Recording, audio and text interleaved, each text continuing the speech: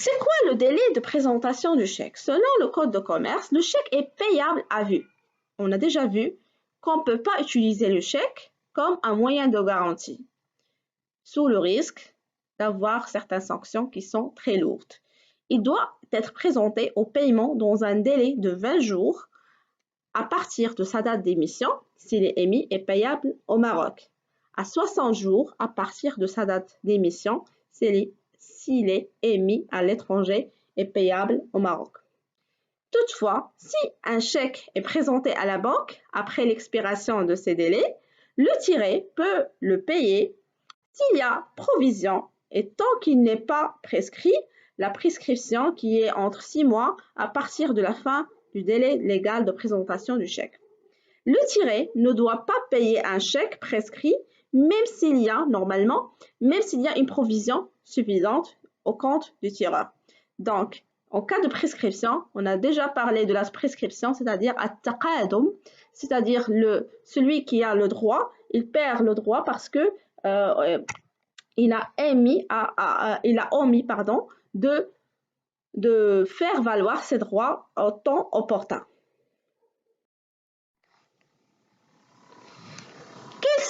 Maintenant, je vais parler des modalités. Quelles sont les modalités de paiement de chèque?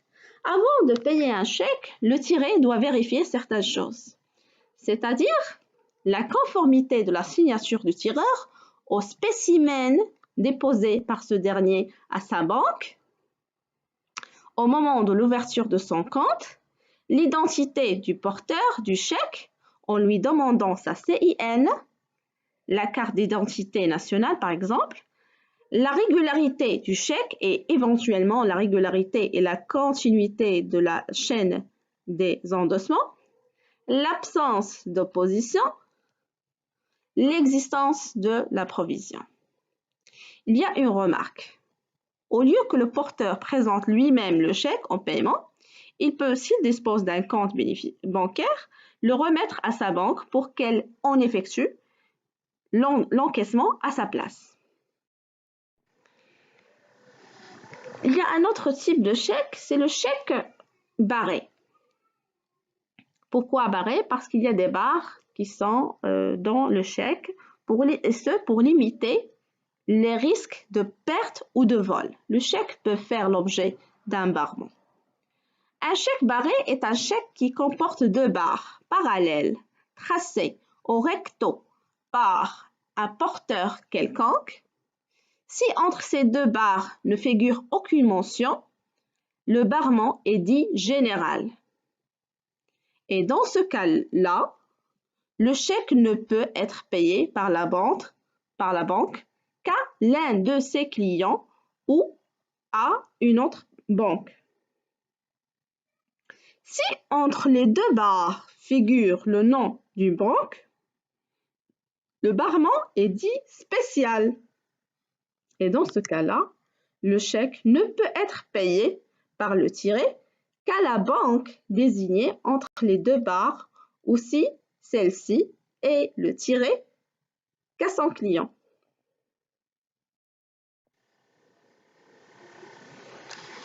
Il y a des cas où il est possible qu'il y ait une opposition au paiement du chèque. Le tireur ne peut communiquer à sa banque son opposition au paiement du chèque qu'il a émis qu'en cas de perte, de vol, d'utilisation frauduleuse ou de falsification du chèque, de redressement ou de liquidation judiciaire du porteur. Maintenant, je vais vous parler de la procuration de signature de chèque. C'est quoi la procuration? En arabe, al-wakala. On a déjà parlé de procuration. C'est le mandat. C'est un mandat spécial de signer un chèque. Selon le code de commerce, l'article 249, qu'est-ce qu'il est prévu? Nul ne peut signer un chèque comme représentant d'une autre personne sans procuration. Yani bidoun wakala.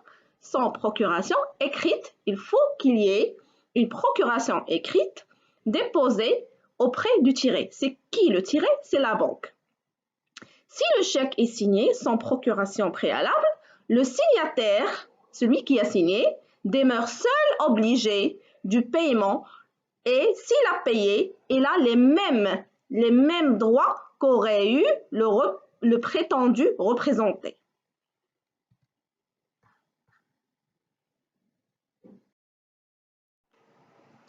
Maintenant, je vais vous parler un petit peu de la remise de chèque.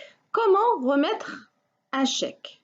Toute personne qui veut remettre un chèque en paiement, selon le code de commerce, doit justifier comme suit de son identité au moyen d'un document. C'est pas n'importe quel document, c'est pas n'importe quel certificat ou n'importe quoi. C'est un document qui est officiel, portant sa photographie, c'est-à-dire sa photo, en ce qui concerne les personnes physiques. Il faut remettre soit la carte d'identité nationale, soit la carte d'immatriculation pour les étrangers résidents, soit le passeport ou toute autre pièce d'identité en tenant lieu pour les étrangers non résidents. En ce qui concerne les personnes morales,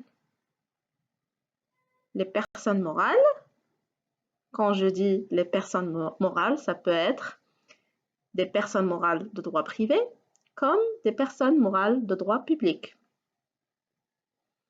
C'est-à-dire les sociétés commerciales, les établissements publics, les entreprises publiques. Donc, ces personnes morales doivent justifier leur identité en remettant un document officiel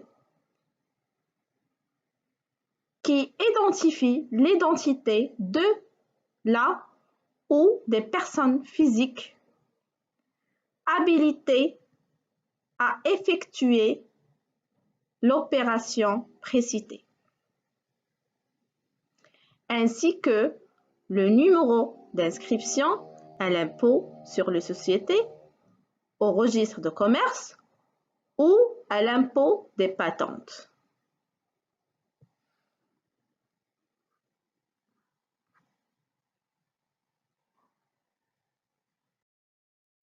Permettez-moi maintenant de vous parler du chèque sans provision. C'est quoi le chèque sans provision?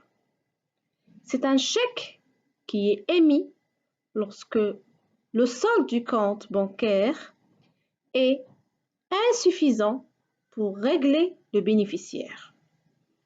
L'émetteur du chèque, dans ce cas-là, est sanctionné par une interdiction bancaire. C'est quoi l'interdiction bancaire? C'est-à-dire il n'a plus la possibilité, durant une durée qui est déterminée, d'émettre des chèques. Dans ce cas-là, c'est quoi le recours pour le porteur? Pour le porteur, dans ce cas-là, il peut exercer ses recours contre les endosseurs, contre le tireur et les autres obligés, si le chèque présenté en temps utile n'est pas payé et si le refus de paiement est constaté par un protêt. C'est quoi le protêt?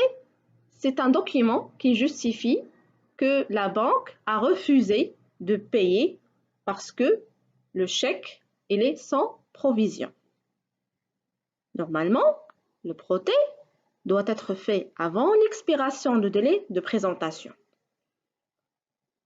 Ainsi, le porteur doit donner un avis de défaut de paiement à son endosseur et au tireur dans les 8 jours ouvrables qui suivent le jour de protêt. Et en cas de clause de retour sans frais, le jour de la présentation. De même, il y a une procédure qui doit être faite au niveau du tribunal, ce que les agents de secrétariat greffe, dans ce cas-là, lorsque un chèque et sans provision, c'est-à-dire un chèque impayé qui est constaté par Protet, les agents de secrétariat greffe sont tenus, lorsque le chèque indique le nom et domicile du tireur, de prévenir celui-ci dans les 4 jours du Protet, par lettre recommandée,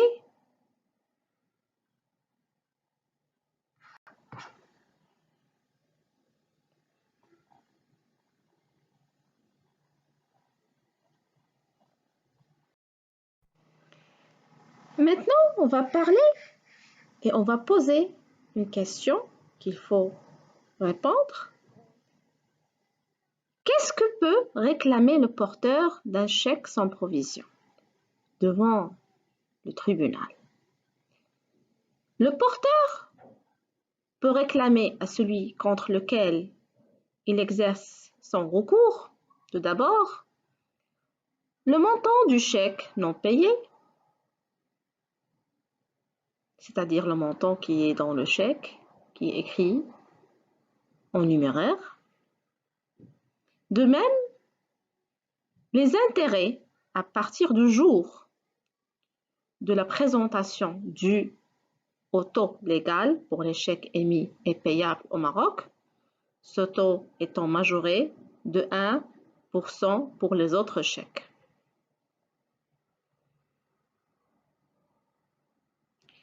Troisième chose, ce sont les frais de Protet, ceux des avis donnés ainsi que les autres frais.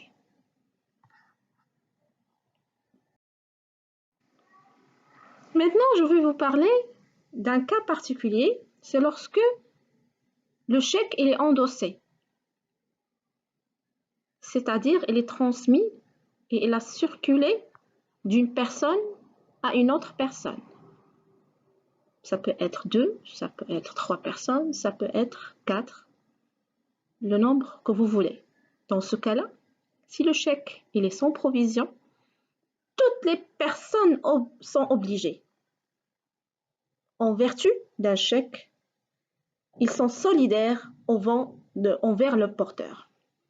C'est-à-dire solidaires, elles doivent payer solidairement le montant qui existe dans le chèque. Non seulement le montant, mais également, comme j'ai déjà dit, les intérêts et les frais. De même, le porteur a le droit d'agir contre toutes les personnes individuellement, soit individuellement ou même collectivement. Il peut agir contre X comme Y comme Z, comme il peut agir contre X et Y et Z, sans être astreint à observer l'ordre dans lequel ils se sont obligés.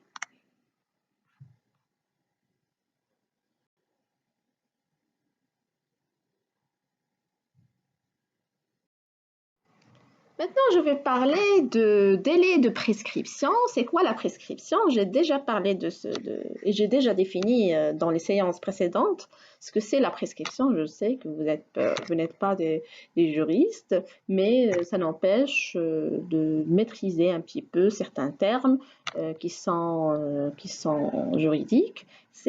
Parmi ces termes, c'est la prescription. C'est quoi la prescription? C'est le délai où vous n'avez plus le droit d'ester en justice.